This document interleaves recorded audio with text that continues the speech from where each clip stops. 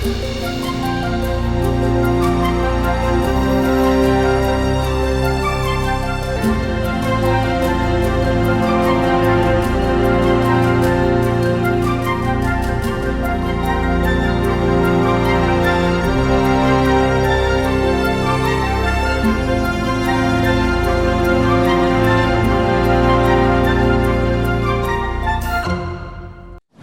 queridos amigos, hermanos, qué alegría nuevamente darles la bienvenida al programa Diálogo Abierto, que se transmite desde la Universidad Peruana Unión con nuestra Facultad de Teología, y tenemos la alegría de cada día, cada semana, contar con un invitado especial. En esta oportunidad vamos a tratar el tema del libro de Marcos y el título es Milagros alrededor del lago. Así que sin duda va a ser un estudio fascinante de la palabra de Dios. Les decía que tenemos un invitado muy especial. En esta oportunidad está con nosotros el pastor Salomón Bustamante, docente de la Facultad de Teología y también secretario ministerial de nuestra facultad. Además también él se hace cargo de la preceptoría, así que está en contacto directo con nuestros queridos estudiantes. Pastor Salomón, bienvenido, una alegría, un privilegio tenerlo aquí en Diálogo Abierto. Gracias, Rubén. Para mí es un honor participar una vez más en este trimestre en el desarrollo de la lección de la escuela sabática y contar con a nuestros amigos, a nuestros hermanos, las maravillas de nuestro Señor Jesucristo. Tú muy bien ya lo dijiste, tengo una tarea que es también apostólica, ¿no? Porque sí, es desafiante, ¿no? Esa idea del internado, de estar con los muchachos, ¿qué tal? ¿Cómo es? ¿Qué tal ese desafío?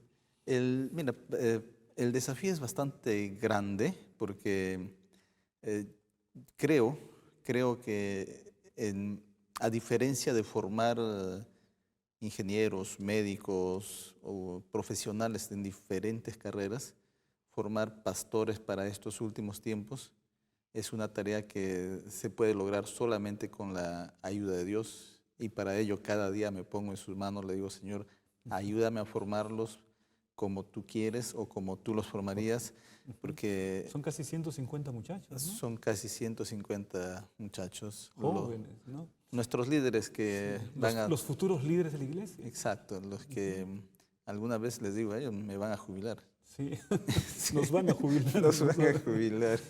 Así que bueno, siempre tratando de animarlos, corregirlos cuando se tiene que corregir, ayudándoles cuando se tiene que ayudarlos, también disciplinándolos cuando se los tiene que disciplinar. Sí. Y yo tengo una frase que a mí me encanta, le pido cada día al Señor que me ayude a ser como el oro. ¿El oro? A ver, sí, cuéntame, ¿cómo mira, es eso? El oro es el metal más maleable. Ah, yo escuché el oro. No. Ah, ya, estás hablando del metal. Del el metal. Oro. Ya, el perfecto, oro, sí. Ya. El metal más maleable. Es tan duro, pero al mismo tiempo cuando tiene que ser flexible es tan flexible. Puedes hacer una lámina, puedes hacer un hilo de oro y no se rompe. Bueno, entonces de alguna manera eres una especie de orfebre en las manos de Dios también para ayudar a estos jóvenes, ¿no? Exacto, exacto. Tanto orfebre y también quiero ser el oro, ¿no? Tengo que ser... Para ser moldeado también por el Señor. Sí, aparte de ser moldeado por el Señor, cuando tengo que ser duro, sí, firme, ¿no? Aquí, esto de acá, te portaste mal y pues hay consecuencias, ¿no? Y ser tan flexible para entender también a los chicos y saberlos encaminar. Bueno, apreciado Salomón, es un privilegio tenerte aquí para el estudio de la lección de la escuela sabática. Gracias. De la palabra de Dios. Vamos a empezar nuestro estudio con una oración. ¿Puedes hacer una oración, por favor? Oramos. Querido Padre que estás en los cielos, Señor, muchas gracias porque enviaste a tu Hijo Jesús a dejarnos enseñanzas maravillosas. Muchas gracias porque Jesús es el maestro de los maestros y queremos pedirte que cada día nos ayudes a imitar ese ejemplo maravilloso y a seguir sus enseñanzas. Pedimos tu presencia en la vida de cada uno de tus hijos que están escuchando, que están viendo este programa, en el lugar donde están. Si están escuchando por la radio, que sean tocados con tu Santo Espíritu, Señor, y el mensaje de tu palabra pueda ayudarlos a fortalecer su fe. Si están viendo a través de las redes sociales, que ellos compartan el mensaje de salvación con sus amigos, con sus seres queridos, para que también puedan llegar a conocerte. Bendice, Señor, aquí este programa de Diálogo Abierto y te invitamos a estar con nosotros. En el nombre de Jesús. Amén. Amén. Bueno, muchas gracias. Vamos, queridos amigos, entonces al estudio de la lección de la escuela sabática, que en realidad es el estudio de la Biblia, con la ayuda de la lección, ¿no? Vamos al estudio de la Biblia. Bueno, iremos al libro de Marcos, capítulo 4, a partir del versículo 35, y me gustaría leer el texto bíblico para poder luego conversar con Salomón sobre este incidente. Leemos desde el versículo 35. Aquel día, cuando llegó la noche, les dijo: pasemos al otro lado. Una vez despedida la multitud, se lo llevaron tal como estaba en la barca. También había otras barcas, pero se levantó una gran tempestad de viento que echaba las olas en la barca de tal manera que ya se anegaba. Él estaba en la popa, durmiendo sobre un cabezal. Lo despertaron y le dijeron: Maestro, ¿no tienes cuidado que perecemos? Él, levantando, reprendió al viento y dijo al mar: Calla, enmudece. Entonces cesó el viento y sobrevino una gran calma, y les dijo: ¿por qué estáis así amedrentados? ¿Cómo no tenéis fe? Entonces sintieron un gran temor y se decían el uno al otro: ¿quién es este que aún el viento y el mar lo obedecen? Bueno, está hablando acerca del lago de Galilea, ¿no? El mar de Galilea, el lago de Genesaret, el mar de Tiberíades, ¿no? Tiene varios nombres allí. Tengo entendido, Salomón, que con los colegas de la facultad tuvieron la experiencia de estar en ese lugar. A ver, cuéntanos un poco acerca del mar de Galilea. Bueno, realmente fue una experiencia maravillosa porque ya que mencionaste de que el lago de Galilea o el mar de Galilea también es conocido como el mar de Tiberíades, a orillas del mar de Galilea en la actualidad está la ciudad de Tiberíades. Ahora, ¿cómo se lo conoce? Como el mar de Galilea. Mar de Galilea. Mar de Galilea. Y todavía está la ciudad, me dice. Está la ciudad, es una ciudad muy moderna, muy bonita y pues increíblemente tiene playas. Sí. A pesar de ser un lago, tiene playas donde tú puedes alquilar un botecito y llegaron a entrar en el lago, alquilar un botecito también ustedes.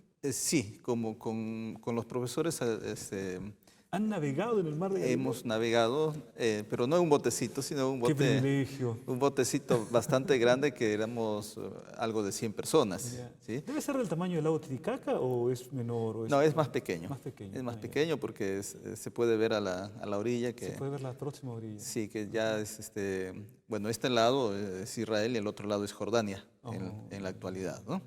Pero ¿no se desató una tormenta, por si acaso, en ese momento? No, se puede ver las olas, el viento corre, pero donde sí hemos sentido un poquito así fuerte cuando ya con mi familia alquilamos un botecito para 5 personas y allí sí sentíamos el oleaje fuerte, ¿sí? Porque era la embarcación muy rudimentaria y pequeña. Y pudimos ahí sentir quizás lo que sintieron los discípulos. Los discípulos, claro, sí. Con embarcaciones rudimentarias, ¿no? Sí. ¿Todavía hay pescadores en aquellas zonas? Sí, hay pescadores, hay pescados que si te gusta allí en los restaurantes. Algo de pescadito, ¿no? Sí. Ahora, ¿qué experiencia sentiste al estar en esos lugares donde estuvo nuestro Señor Jesús? Los arqueólogos cuando visitamos Tierra Santa nos dicen el único lugar así 100% preciso es el lago de Galilea que no ha cambiado, donde estuvo Jesús. Los demás lugares existe la probabilidad, ¿no? ¿Es cierto? Aquí en esta parte estuvo Jesús, caminó por acá Jesús, pero la certeza, ¿sí? 100% de que Jesús estuvo en el lago e hizo muchos milagros está allí. Claro. No es por supuesto que ya no es la misma agua de hace 2000 años, ¿no? Pero el agua es el mismo. Y es algo fascinante, es algo precioso. Muy emocionante debe ser eso. Bueno, en ese escenario que nos describes fue que se realizó el evento que describe la palabra de Dios que hemos leído, ¿no? Es decir, Jesús es el que toma la iniciativa y les dice: vamos a pasar hasta el otro lado del lago. Sí. Quiere decir que los discípulos veían el otro lado. Sí, se veía, como digo, es visible, no está, la distancia no es mucho. O sea, para un navegante no es tan peligroso. Porque si uno está en un lugar donde ya no se puede ver los extremos, ahí resulta peligroso, ¿no?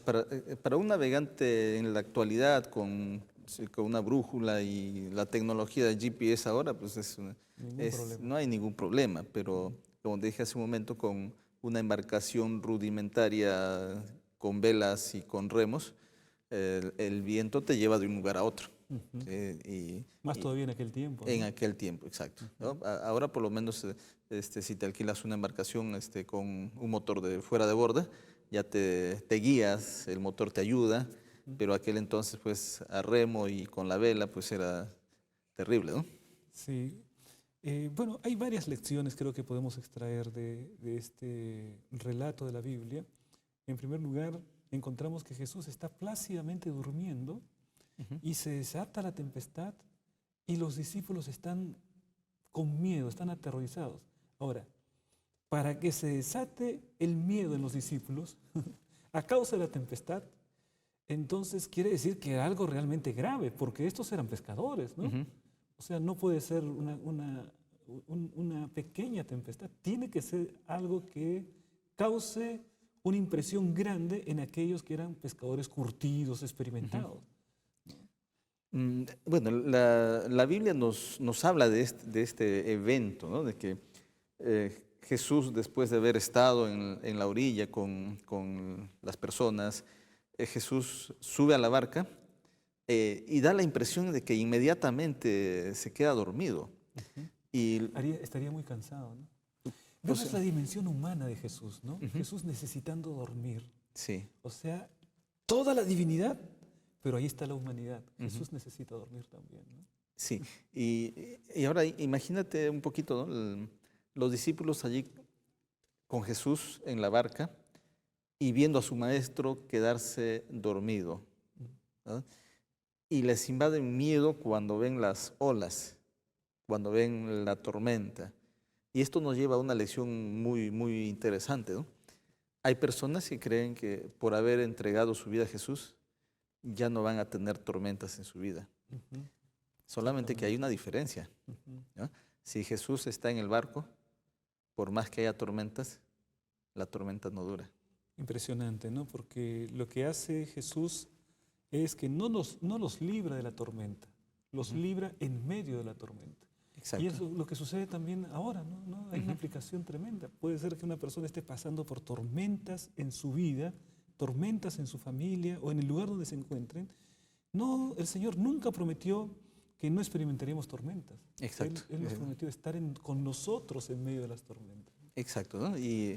Y aplicando un poquito más tal vez, ¿no? Para nuestros amigos que están escuchando por la radio, por aquellos que nos ven por las redes sociales, yo quiero decirte, mi querido amigo, mi querida amiga, hermano, hermana, tú que nos estás viendo, si hay algo que está pasando en tu vida, y si estás pasando una tormenta y aceptaste a Jesús como tu Salvador, dile, Señor, ayúdame a pasar esta tormenta, porque pasar la tormenta contigo es diferente a pasarlo solo.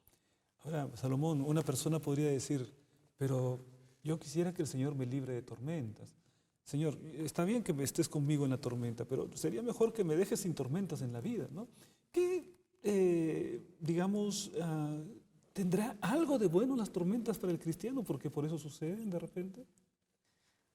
En- De acuerdo a la lección y a la historia bíblica, yo creo que no tendríamos esta historia narrada por Marcos si es que no hubiese habido tormenta. Ujú.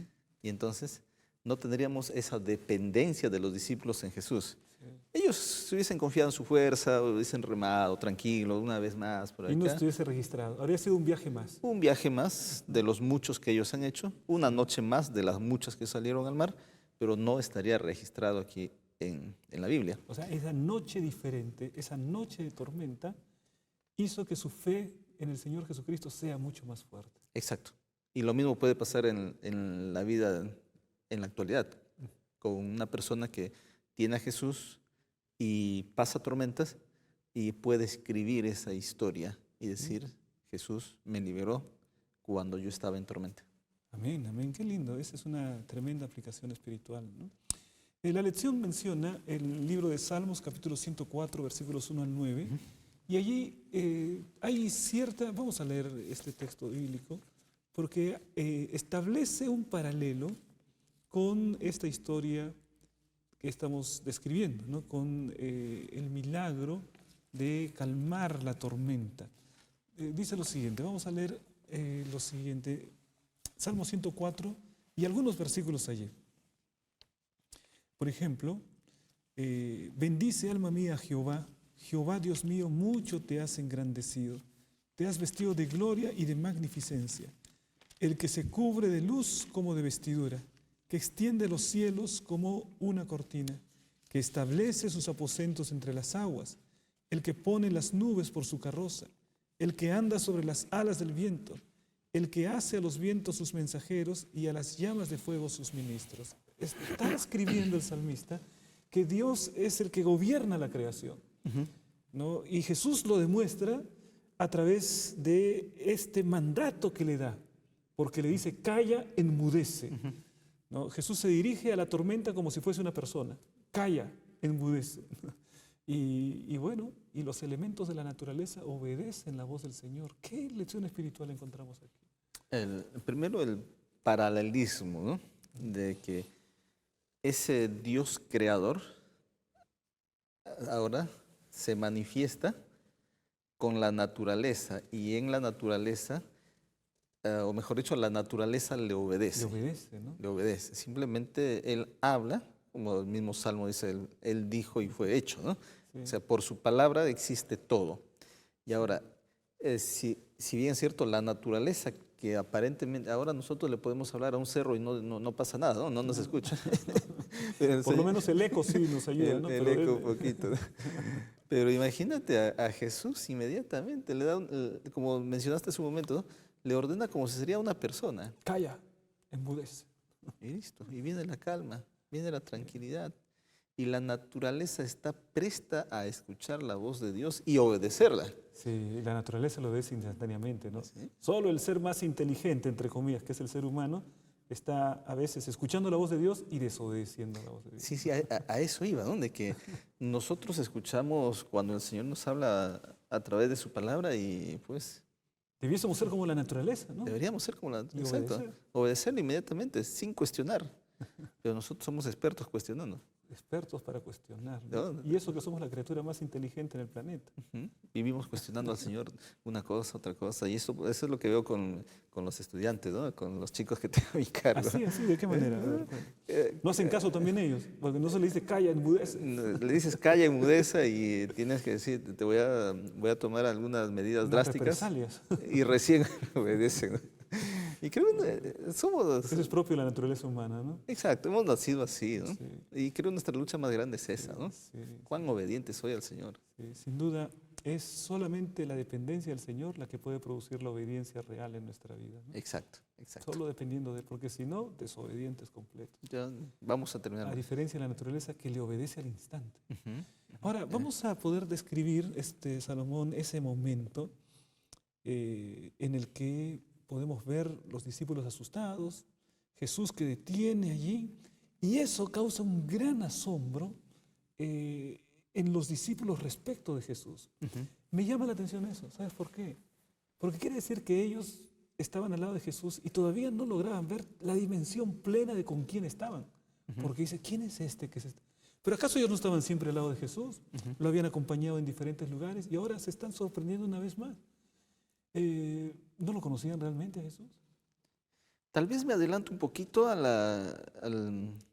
casi al final de la lección cuando habla cuando Jesús llega a su pueblo y no puede, no es bien recibido, ¿no? Y la gente le cuestiona, este es hijo de María, el papá es carpintero, sus hermanos Sí, es... sí, sí. Y yo creo que ese concepto estaba en la mente de los Permanecía. Se les era difícil verlo en la plenitud de la divinidad. Exacto, tú has dado con el clavo, ¿no? Ven a un ser humano que anda con ellos, que ya ellos habían visto algunos milagros, ¿no? Pero tenerlo allí durmiendo y se levanta, ahora hace el milagro, la naturaleza le obedece. ¿Quién es este realmente, no? ¿Quién es este? Yo imagino a los discípulos por su mente Asombrados, ¿no? asombrados, dando vuelta en la cabeza, pero si todo el mundo dice que este es el hijo del carpintero, este es el hijo de María, ¿quién realmente es? Y este pasaje nos muestra, ¿no? La lección nos dice, ¿no? Que este pasaje nos muestra ese componente del temor humano y el temor también de aceptar al Señor como el soberano de todo. O sea, ellos pasaron del temor a la naturaleza hacia el temor de Dios, Sí, ¿no? Por la obra de Cristo. por la obra de Cristo, exacto, ¿no? Y ellos, al ver semejante milagro, al ver tremendo acontecimiento, ellos realmente recién reconocen. Ahora, este temor de Dios, allí no es el pánico, sino que está asociado al sentido de reverencia, ¿no? Al sentido de estar frente a la presencia de Dios. Y entonces hay un recogimiento en el ser humano. Dice, no, este Dios es extraordinario, qué tremendo, qué poderoso.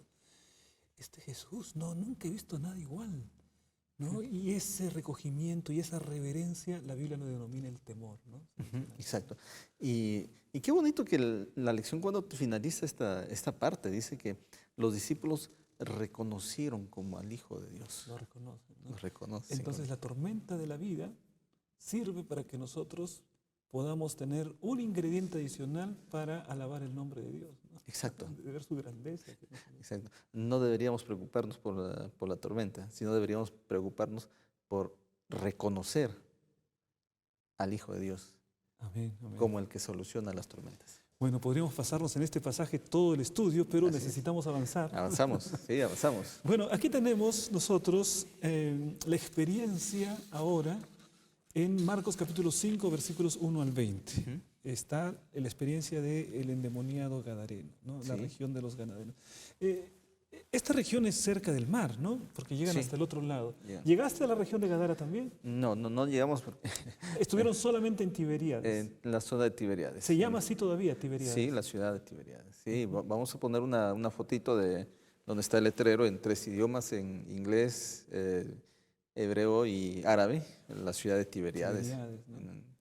Y una Bueno. foto para que los amigos que ven Puedan tenerla. puedan tenerla, ¿no? Pero y nuestros amigos que nos escuchan puedan Pueden imaginarse. imaginarla. Puedan imaginarse.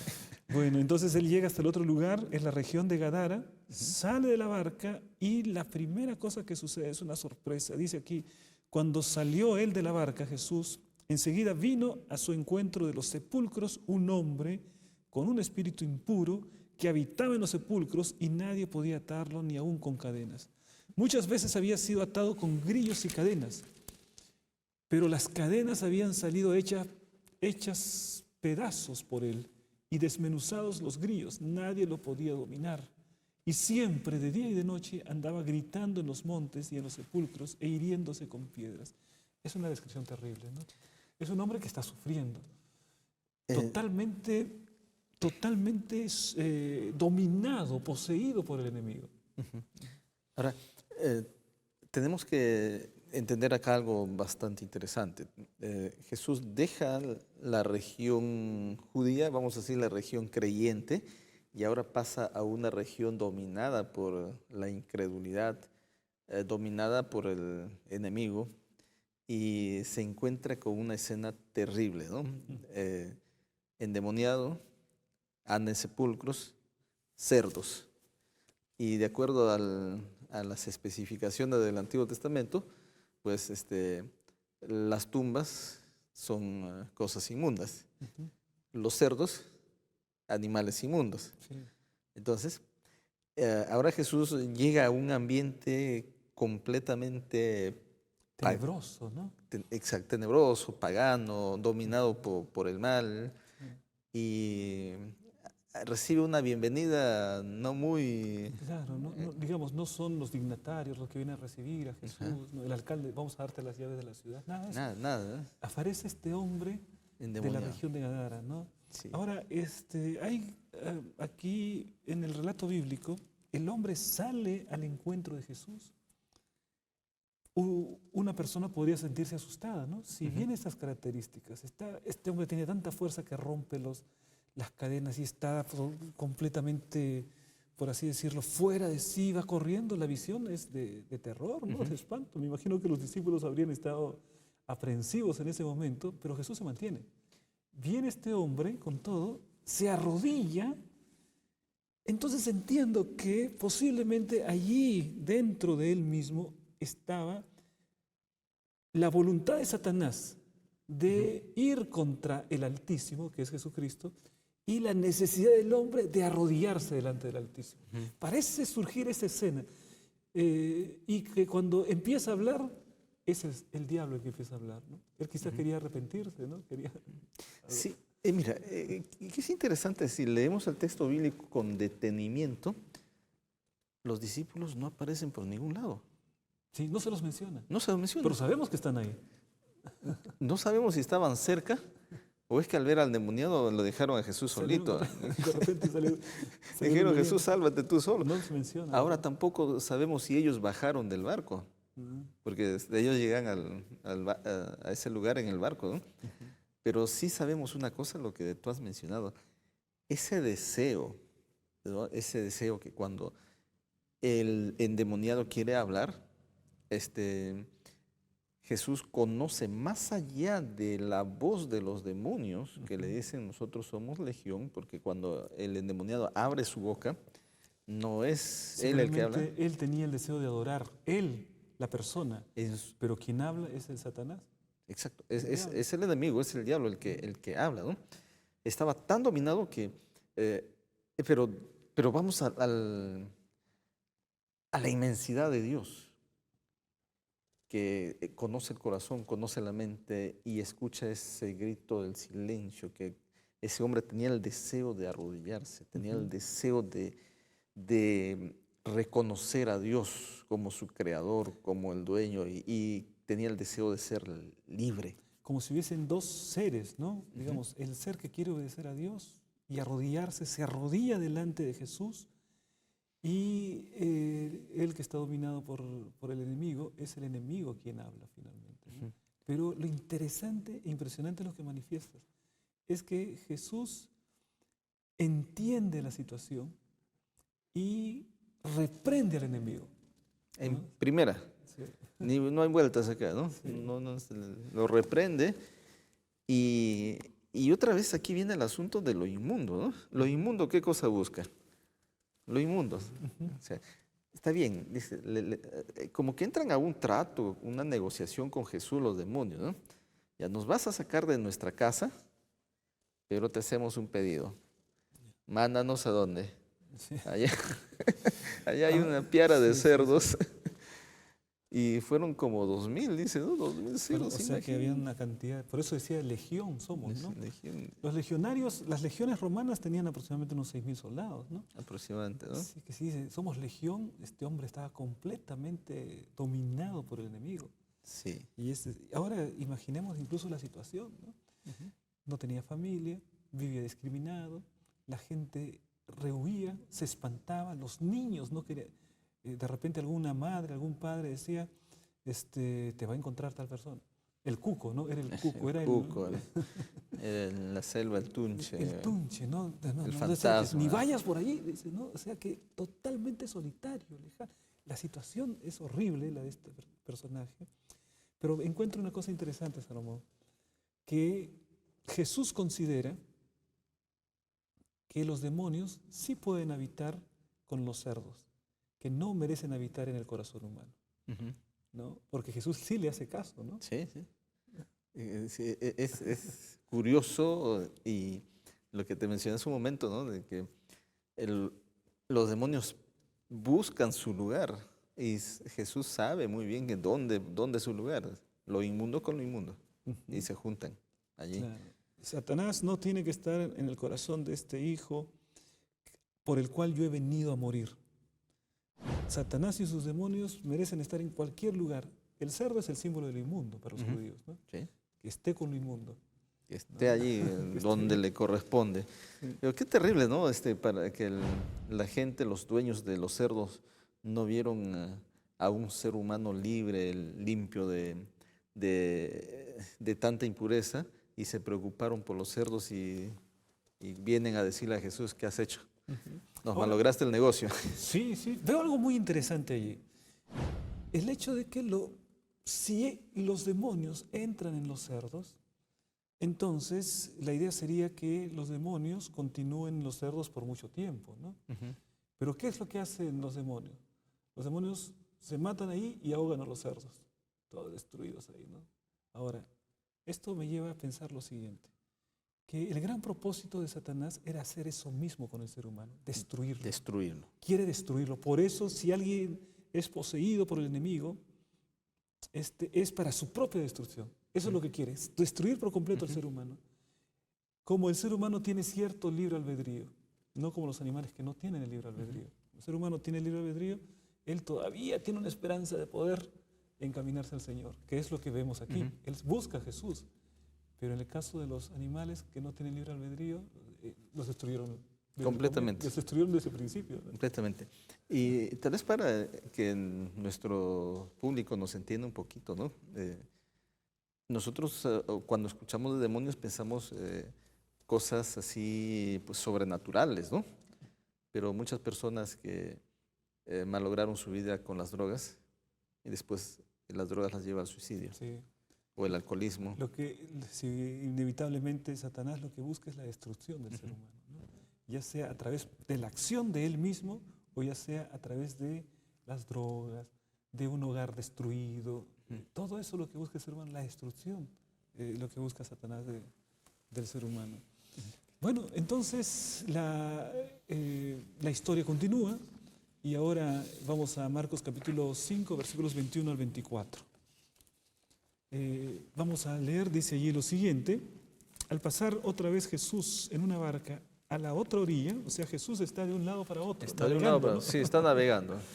Bueno, pasa a la otra orilla, se reunió a su alrededor una gran multitud y él estaba junto al mar.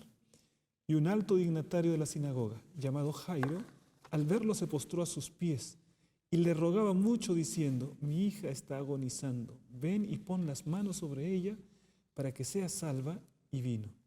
Fue pues con él y lo seguía una gran multitud y lo apretaba. Bueno, aquí aparece otra vez en escena otro evento, ¿no? Mira, qué interesante, porque lo que se está describiendo es que Jesús parte de un lugar a otro, encuentra a los gadarenos, ¿no? Ahí la experiencia, al final el gadareno quiere ir con Jesús, le dice: no, quédate aquí, tú predica aquí. Luego de eso viene a la otra orilla y ahí está Jairo. Y Jairo está preocupadísimo. ¿Podemos imaginar cuál sería la condición de este hombre al tener una hija enferma? Somos padres. Sí, sí, Sí. sí. Y yo me he puesto a pensar bastante, ¿no? ¿Qué haría yo como padre? Claro. Pero antes de ir a eso, para que nuestros amigos Sí, sí, sí. puedan entender, ¿no? Jesús deja la zona De Gadara, ¿no? de Gadara, la zona pagana, y ahora cruza y viene nuevamente a una zona judía Ujú. y se encuentra con un dignatario, con un líder que está preocupado por la salud de su niña, ¿no? Una niña de 12 añitos, comenzando a vivir. Sí. Maestro, Señor, dejando de lado, le dice: no, Señor, mira, mi hija está mal. Y si vemos el trasfondo bíblico, Jesús no se llevaba muy bien o mejor, Jesús se llevaba bien con todos, pero ellos, los dignatarios, no se llevaban muy bien con Sí. Jesús. Los personajes importantes, los fariseos, los saduceos, ¿no? El- Los líderes, le tenían entre cejas a Jesús, ¿no? Pero Exacto. aquí, cuando ya está pasando el momento más difícil de su vida, Jairo deja todo su orgullo. Deja todo su orgullo, deja todo su poder, deja todo el prejuicio que tenía, deja todo y dice: lo único que yo quiero es que salven a mi hija. Y se postra también: "Oh, Señor, por favor, salva a mi hija". Sí. Y qué curioso, ¿no? Que allí Jesús le presta atención, no le dice, no le deja a Jairo: ya, bueno, pues tú anda y soluciona, tú eres un líder, tienes Sí. tus amigos, tienes dinero, ve y paga, pues, hombre, no sabe. Ahora, aquí hay algo interesante, porque Jairo dice: mi hija está agonizando, ven, pon las manos sobre ella para que sea salva. O sea que este Jairo, que estaba acostumbrado a mandar, quería mandarle a Jesús también, ¿no? Exacto. Ven, Señor, coloca tu mano. Así será. Le estaba marcando la agenda a Jesús. Qué atrevido Jairo, ¿no? Quizás se puede entender en el sentido de la urgencia que estaba viviendo también, ¿no? A veces en nuestra desesperación queremos que Jesús nos obedezca. Que Y Él haga nuestra voluntad en lugar de nosotros hacer la voluntad de Él. inconscientemente a veces nuestras oraciones son esas. Mm. Señor, quiero que mi ser querido que está en el hospital Sí, sane. sí, sí. Y nuestras oraciones mayormente giran alrededor. Dame esto, quiero Sí. esto, Todo órdenes a sobre Jesús. nuestra voluntad, ¿no? Siempre estamos pensando más en nosotros que en lo de la voluntad de Dios, ¿no? Exacto. Pero qué bonito es decirle, Señor, haz tu voluntad. Quizá esa era la lección que tenía que aprender Jairo, ¿no? Sí. Y, Aprender la dependencia, ¿no? y creo que lo aprendió ahí nomás, ¿no? Sí. Cuando Porque acá dice que viene otro momento en el que aparece la mujer con flujo de sangre. Ujú. Y lo interesante, dice, es que había padecido mucho tiempo a manos de muchos médicos, que había gastado todo lo que tenía. O sea, era una situación triste, pero ya tenía mucho tiempo. O sea, no era urgente. Es decir, Jesús podría haber dicho, no, no, no tengo cosas más urgentes en este momento y voy corriendo a la casa de Jairo. Pero no. Jesús lo que hace es detenerse y un caso, que no era un caso urgente de esta mujer, empieza a atenderlo allí. Me imagino a Jairo, ¿cómo estaría Jairo, no? Desesperado, la hija se le muere, ¿no? La preocupación, yo eh, pienso, mira, digo, "Wow, pobre Jairo ahí sudando, Sí. sudando. Jesús tiene que ser más rápido. ¿En Jesús, por qué favor. hora? Yo no sé, posiblemente, bendita mujer, ¿por qué te cruzaste en el camino de Jesús? Sal de ahí, tú no eres tan importante, mi hija es importante. Pero vamos a la fe, porque Jesús le dice, tu fe te ha salvado, ¿no? La fe de esta mujer es decir, si tan solo toco el manto, nada más, tan solo toco el manto, entonces seré sana. No necesito otra cosa. Y es más, ella quería pasar desapercibida. A diferencia de Jairo, que no creo que Jairo haya ido solo.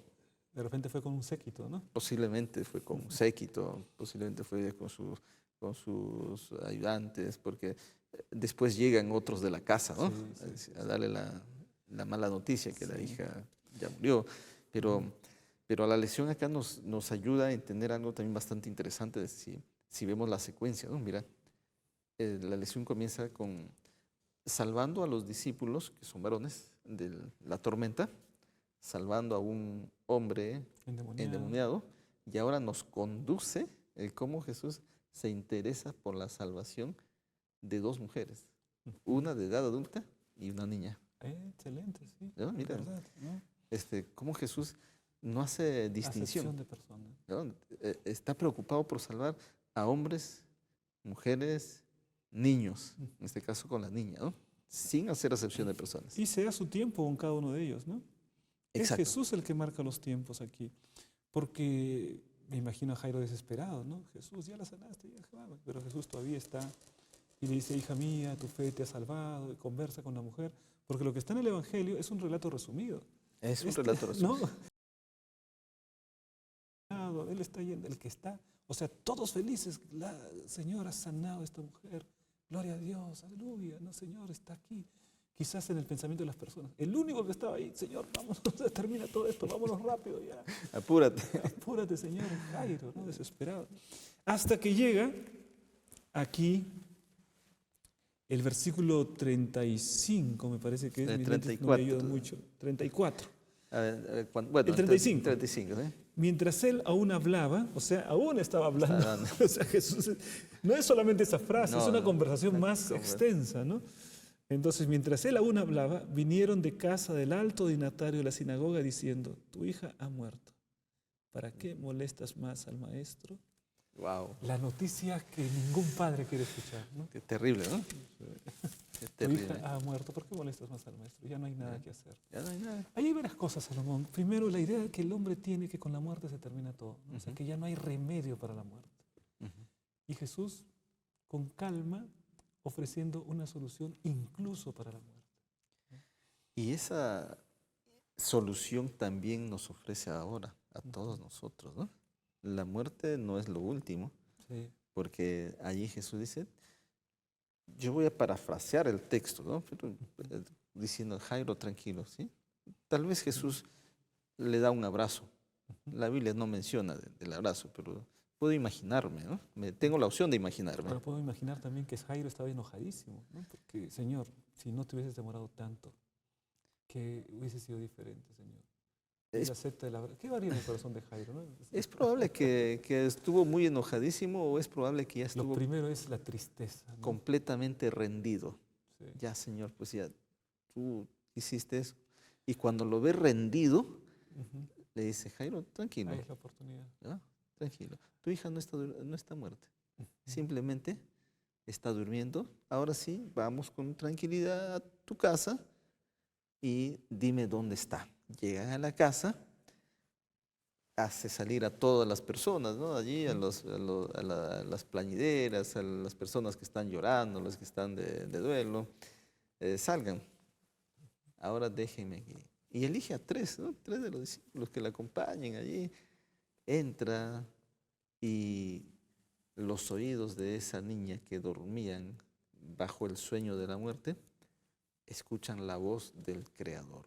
Ujú. Levántate, Le dice Talita Kumi, que Talita Kumi. significa niña, a ti te digo, levántate. levántate, ¿no? ¿Sabes? He escuchado varios comentarios sobre esta declaración en las que se dice que Jesús para la resurrección tiene que ser muy específico. Cuando resucita a Lázaro, le dice, Lázaro, Ujú. levántate. Cuando resucita al hijo de la viuda de Naín, Híjole. le dice, joven, ¿no? Te digo a ti, levántate. Cuando le dice a esta niña, Talita Kumi, niña, a ti te digo. Y saben la implicación que algunas personas han encontrado que me resulta muy impresionante. Es que si Jesús no hubiese sido específico, su voz es tan poderosa que podría haber levantado en ese momento a todos los muertos. Yo concuerdo con eso. Yo concuerdo con eso porque la Biblia es específica. Lázaro, ¿Sí? Así son las resurrecciones. joven, ¿No? niña, a ti. Sí, ¿por qué? Porque hay muchos que están muertos. Dice, resucita todos. Es que el poder de la palabra es tan grande que es la palabra que creó los cielos y la tierra. Exacto. Y Y entonces, el universo entero. el universo entero. Por eso cuando Jesucristo venga, será necesario resuciten los justos. Y listo. Listo. Resucitarán. Y Pablo lo describe bien claro, ¿no? En 1 Corintios 15, 1 Sí, Tesalonicenses 4. Era la voz de la final trompeta. Los muertos van a resucitar incorruptibles. Impresionante esta descripción y yo imagino, ¿no? Dice aquí, inmediatamente la niña se levantó y andaba, pues tenía 12 años. Y la gente se llenó de asombro. Pero él les insistió en que nadie lo supiera y dijo que nadie diera de comer a la niña. Bueno, hay dos órdenes que no se puede explicar ahí, ¿no? Primero, le dijo que nadie lo supiera. Es imposible esto, ¿no? O sea, es imposible que nadie sepa de una resurrección. Porque De las un personas milagro. que están allí son las primeras que van a salir diciendo esto, ¿no? ¿Cómo se entiende esta declaración de Jesús? Que nadie lo sepa. Bueno, Jesús estaba allí, creo, ya en gran parte de su ministerio, pero Jesús era consciente de que cuanto más gente se enteraba, pues lo iban a nombrar como líder, como caudillo, como alguien que tiene que sí o sí levantarse para ir en contra de los romanos. Y eso lo vamos a ver un poquito más adelante en la misma lección, ¿no? Cuando Jesús alimenta a los 5,000. Y cuando Él dice que nadie lo sepa, pues te imaginas tú allí en ese momento viniendo una persona acá, otra persona allá. Mi tío murió la semana pasada, mi abuelita murió, y todo el mundo pidiendo que resucite a sus muertos. Es por eso que Jesús pidió mejor tranquilidad, ¿no? Sí. Que nadie se sepa. Y realmente no es que nadie lo sepa, porque si hubiese cumplido ese deseo o esa orden de Jesús, nosotros también no nos hubiésemos enterado de esa buena noticia. Sí, ahora, añadiendo a ese tema, también resulta interesante el hecho de que Jesús Él desea ser conocido más por el mensaje de su palabra que por las señales. Ujú. Porque las señales llaman la atención de la gente, pero el diablo también puede hacer señales. Sí. Y las señales pueden confundir, pero el diablo jamás va a decir obedece la palabra de Dios. Ujú. El diablo puede hasta engañar a muchas personas con señales falsas, señales mentirosas. O sea, las señales no son una prueba irrefutable.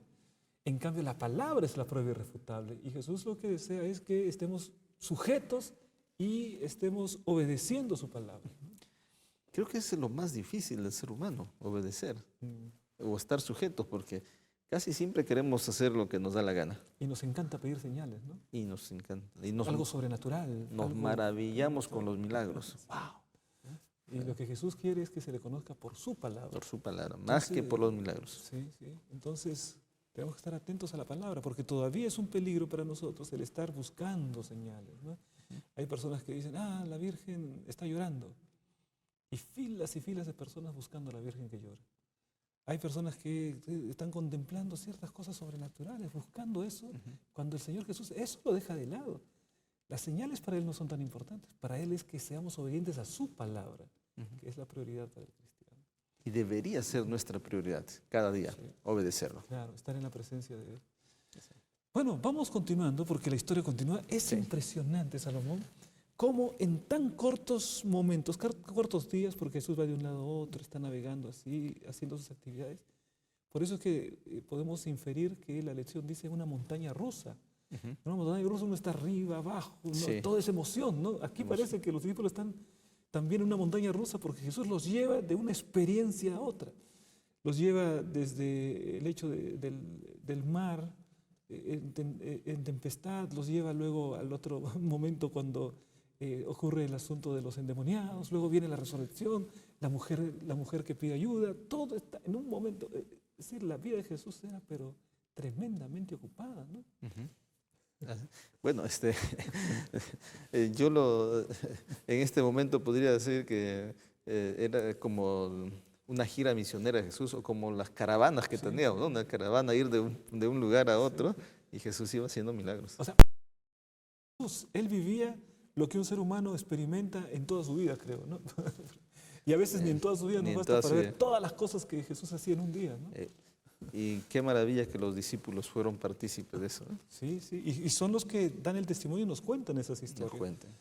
Ahora, vamos más adelante. Jesús nuevamente ahora está en Nazaret. La Biblia describe que, o sea, todo esto sucede en la región de Galilea, todas esas historias, ¿no?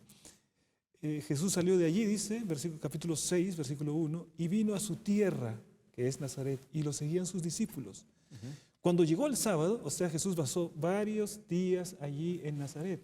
Podríamos inferir que estaba con su madre, que visitaba a su familia, a sus conocidos, ¿no? Que estuvo varios días. Pero llega el sábado y comenzó a enseñar en la sinagoga.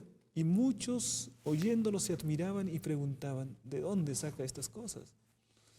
¿Y qué sabiduría es esta que les es dada? Y estos milagros que por sus manos son hechos. ¿No es este el hijo del carpintero? ¿No es este el carpintero, hijo de María, hermano de Jacobo, de José, de Judas y de Simeón? ¿No están también aquí con nosotros sus hermanas? Y se escandalizaban de él. Bueno, ahí está la gente de su tierra, ¿no? La gente de su La tierra. gente de Nazaret. Interesante es algo que aquí se menciona el nombre de la familia de Jesús, ¿no? La familia, los hermanos, ¿no? 4 hermanos, y también nos habla de hermanas, Las hermanas. solo que no menciona el nombre No de menciona ellas. el nombre, o sea, la familia grande.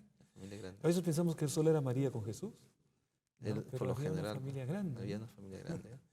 Algunos explican que se trata de los hijos de José, ¿no? Se cree que son los hijos de José de su primer matrimonio. De su primer matrimonio. Ahora, si fuesen hijos de María, tendrían que ser hijos menores. Vamos a decir, el caso de las...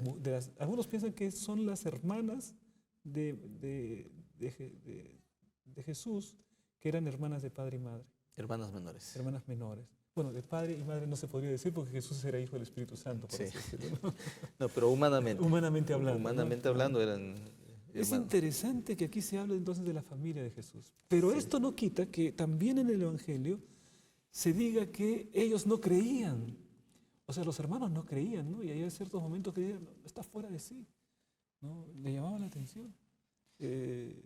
la familia. Bueno, pero el punto aquí es que ellos llegan a la sinagoga y tampoco la gente creía, que le decían, este es el carpintero, ¿no?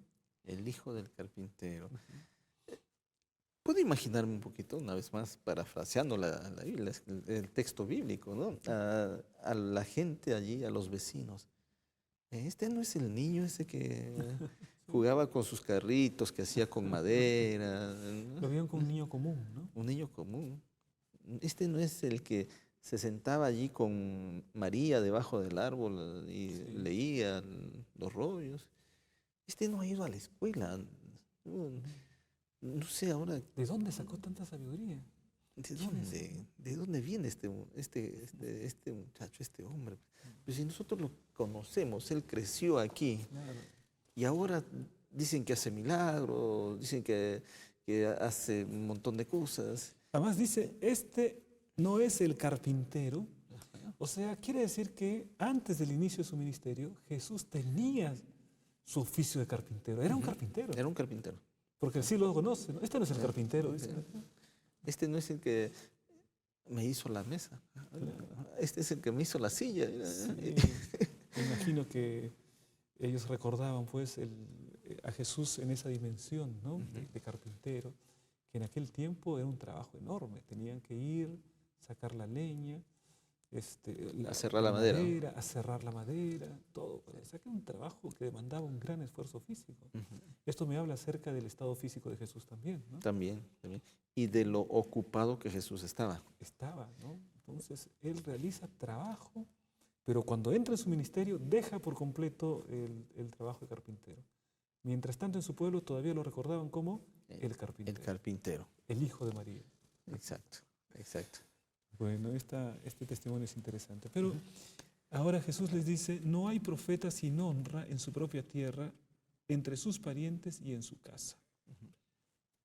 No pudo hacer allí ningún milagro, salvo que sanó a unos pocos enfermos, poniendo sobre ellos las manos. Y estaba asombrado de la incredulidad de ellos. Tremendo, ¿no? Asombrado de la incredulidad de ellos. O sea, sus propios amigos, la gente que lo conocía, no permitió que Jesús haga milagros. Y Dice, sanó a unos pocos enfermos apenas, ¿no? Pero no hizo... O sea, los grandes milagros fueron en otras ciudades. fueron a otro lugar. Pero sí, esos pocos milagros, creo que Jesús lo hizo con aquellas personas que sí creían en Él. O sea, a pesar de, hay mucha gente que no cree en Jesús, también aquí hay un aspecto misionológico, ¿no? A veces creemos, ¿no? Esa ciudad ya no quiere saber nada, ¿no? De Jesús, nada. Y como que le ponemos una cruz, decimos, ahí ya hemos hecho muchas campañas evangelísticas y ya no más. Ya no retorno más. No más. Pero hay pocas personas. Hay alguien que todavía acepta a Jesús y hay alguien que va a aceptar a Jesús para el milagro de la salvación. Bueno, parece que de todas las ciudades, que hubo experiencias difíciles también en otras ciudades, pero esta es la que le presenta la mayor dificultad, ¿no? La que menos cree, su propia ciudad. Su propia ciudad, su lugar de nacimiento. Nazaret, donde se había criado. Ahora la historia continúa y dice la palabra que y recorría las aldeas de alrededor enseñando. Después llamó a los 12 y comenzó a enviarlos de dos en dos. Aquí hay el envío de dos en dos. Y les dio autoridad sobre los espíritus inmundos. Les mandó que no llevaran nada para el camino, sino solamente bastón, ni bolsa, ni pan, ni dinero en el cinto, sino que calzaran túnicas y no llevaran dos túnicas. Perdón, calzaran sandalias y no llevaran dos túnicas. Y añadió, donde quiera que entréis en una casa, posad en ella hasta que salgáis de aquel lugar. Y si en algún lugar no os reciben ni os oyen, salid de allí y sacudid el polvo que está debajo de vuestros pies para testimonio a ellos. De cierto os digo que en el día del juicio será más tolerable el castigo para los de Sodoma y Gomorra que para aquella ciudad. Y ahí viene la parte del cumplimiento. Y saliendo predicaban que los hombres se arrepintieran y echaban fuera muchos demonios y ungían con aceite a muchos enfermos y los sanaban. Jesús envía a sus discípulos a la gran comisión, pero existe el relato siguiente que es la decapitación de Juan el Bautista. Aquí es interesante, ¿no? Mira que mientras Jesús envía a los discípulos a predicar de dos en dos, el diablo estaba haciendo su obra con un precursor, con el mensajero, con el que preparó el camino, con el que cumplió una misión importantísima, con Juan el Bautista, ¿no? Ujú. Utilizó a Herodes para ejecutar, para decapitar a este gran hombre que cumplió su tarea. O sea que las agendas de Jesús y del diablo son diametralmente opuestas, ¿no? Jesús está enviando a sus discípulos para predicar. El diablo está queriendo destruir a los hijos de Dios, ¿no? Y lo destruyó, en paralelo, va ahí, ¿no? Sí, sí. O sea, Jesús va haciendo una obra de sanidad, va Causando el bien. haciendo el bien, animando y enviando a sus discípulos para que hagan el bien. Y el diablo también tiene sus Tiene su discípulos. propia obra, con sus instrumentos haciendo el mal, decapitando, persiguiendo. Decapi- Ahora, podría ser también que aparece en este momento del relato aquí la historia de Juan el Bautista y del terrible fin que él tuvo, como una especie de amedrentar a aquellos que habían sido enviados. Porque son enviados para predicar, para hacer una obra similar a la de Juan el Bautista. Y de pronto el diablo lo que hace es propiciar la muerte de Juan el Bautista, quién sabe, como una manera de decirles, mira lo que pasa con alguien que sale a predicar.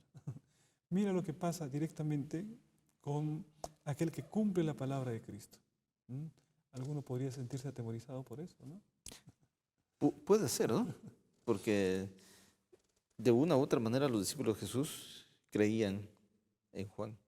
Ujú. Y Sí, algunos de y ellos algunos habían sido habían sido de Juan. discípulos, exacto, habían Sí. sido discípulos de Juan.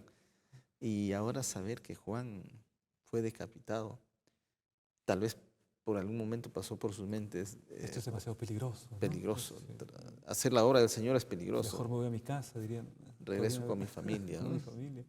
Pero no se registra ninguno de ellos, ¿no? Ninguno de ellos. Todos siguieron la orden de Jesús de Sí. predicar.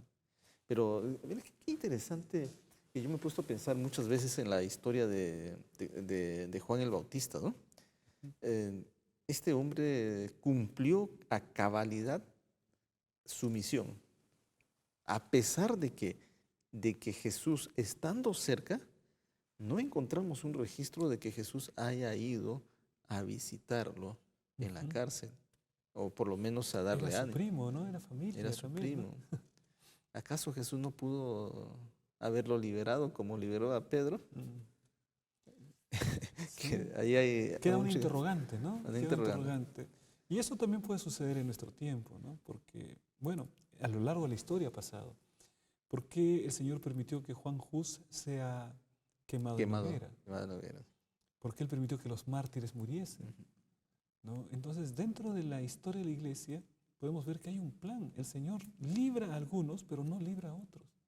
Y el hecho de que no libre a unos no significa que sean menos fieles, ¿no? Significa que en el plan del Señor, que algún día comprenderemos, Él permite diferentes situaciones, pero en todo momento el llamado es para que confiemos en su providencia, que Él incluso va a cuidar de nosotros en el momento de enfrentar la muerte. Y habrá para el cristiano la resurrección de los justos. Así que la historia siempre termina bien. O sea, para Juan, un observador imparcial podría decir, la historia terminó mal, porque Juan quedó decapitado. Pero para aquellos que conocemos la esperanza de la resurrección y de la vida eterna en Jesucristo, sabemos que la historia no terminó con Juan, que la historia todavía está en su culminación y Juan saldrá victorioso de la tumba. Así que hay victoria también. ¿Sabes? Cuando Mateo describe la resurrección de Jesús, y específicamente en Mateo 27, cuando la muerte de Jesús y cuando dice los sepulcros se abrieron, yo creo que es mi pensamiento, ¿no? Netamente. Es una idea. Es una idea mía, ¿no? Yo creo que Juan se despertó, Jesús lo levantó. ¿Por qué? Porque allí dice que estos santos que se fueron abiertos los sepulcros, dice, ¿no? Se levantaron y después de la resurrección salieron de los sepulcros y entraron a la ciudad y aparecieron a muchos. ¿Quién era conocido en aquel entonces? Juan el Bautista. Bueno, es solamente un pensamiento, ¿no? Sí, sí, sí. Y yo creo que si Juan hizo un trabajo maravilloso en la preparación del camino para Jesús, yo creo que Jesús no lo dejó en la tumba. Tengo la Sí. evidencia bíblica, pero es un tema más profundo que tenemos que... Sí, la Biblia da pie para que podamos nosotros reflexionar también Sí. de esa manera. Ahora, siguiendo con el texto bíblico, encontramos, realmente es una sucesión de acontecimientos, ¿no? Este es pues Marcos. Marcos tiene esa característica, a diferencia de los otros evangelistas que dan énfasis muchas veces a la enseñanza. Marcos da énfasis a la acción. Ya Jesús está en un lado, luego Jesús está en otro, luego Jesús está en otro, siempre en acción, ¿no? Y aquí encontramos la parte de la alimentación, la alimentación de los 5.000. ¿Qué enseñanza fundamental, Salomón, encontraríamos en esta historia de la alimentación de los 5.000? Yo encuentro, entre otras enseñanzas, ¿no?, que la gente está muy interesada por escuchar a Jesús. Y cuando la gente está muy interesada por escuchar a Jesús, no mide consecuencias, no mide el tiempo, ellos no hicieron su fiambre. Sí, se quedaron totalmente embelesados con el mensaje de Cristo, ¿no? Claro, ellos estaban ahí atónitos con el mensaje de Jesús, pero también tomo la historia de ese niño que llevó los panes y los peces. Tomo la historia como la madre no aparece en ninguna parte, ¿no? Pero la madre está en las obras, porque es la madre la que le da los panes y los peces, ¿no? Claro, ¿no? Pero ese niño que le dice, mamá, voy a ir a ver a Jesús. Quiero ver. Mamá feliz, hijito, aquí está tu lonchera. Exacto. Y esto debería llevar a las madres modernas, ¿no? Sí, sí. Cuando le dice, mamá, quiero ir a la iglesia. No interrumpirlo, ¿no? No decirle, eres muy pequeño, ¿no? Sí, mamá, compra mi folleto de escuela sabática, suscríbeme. Sí. Quiero aprender de Jesús. Quiero mamá. aprender más de Jesús. ¿Qué hacen los papás en la actualidad? No hay plata. Y de paso ya estamos llegando al final de las suscripciones, ¿no? Para el próximo año. Así que hermanos, su suscripción, no lo olviden.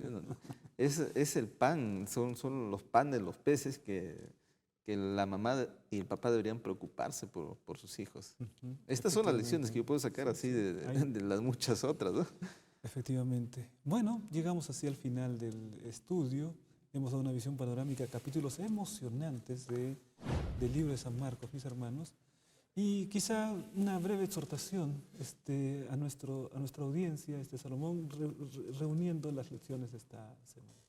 Bueno, me queda solamente decir que Jesús cumplió un ministerio muy claro, obedeciendo a su Padre. Y nos dejó enseñanzas valiosas que nosotros tenemos que aplicarlo. Nos enseñó a depender y hoy somos llamados a depender. Nos enseñó a obedecer y tenemos que obedecer la palabra del Señor. No estemos preocupados por milagros, sino debemos preocuparnos por hacer la voluntad de Dios y por obedecer lo que ha dejado escrito en la Biblia, la palabra de Dios. Esa sería mi reflexión, ¿no? Y confiar plenamente, pase lo que pase, confiar plenamente de que el Señor siempre estará con nosotros y va a cumplir cada una de sus promesas. Amén. Qué precioso, qué precioso. Queridos amigos, de esta manera llegamos a la parte final del estudio de esta semana. Los invitamos para que la próxima semana también nos acompañen y les invitamos a estudiar diariamente su lección de escuela sabática también. Vamos a terminar este estudio con una oración. Querido Padre que estás en el cielo, santificado sea tu nombre. Gracias, Señor, por las enseñanzas de tu palabra. Gracias por este Cristo vivo que también en este tiempo está dispuesto a ayudarnos a enfrentar las tempestades de la vida. Permite que estemos siempre en comunión contigo, dependiendo plenamente de tu poder. Agradecemos estas bendiciones en el nombre de Jesús. Amén. Amén.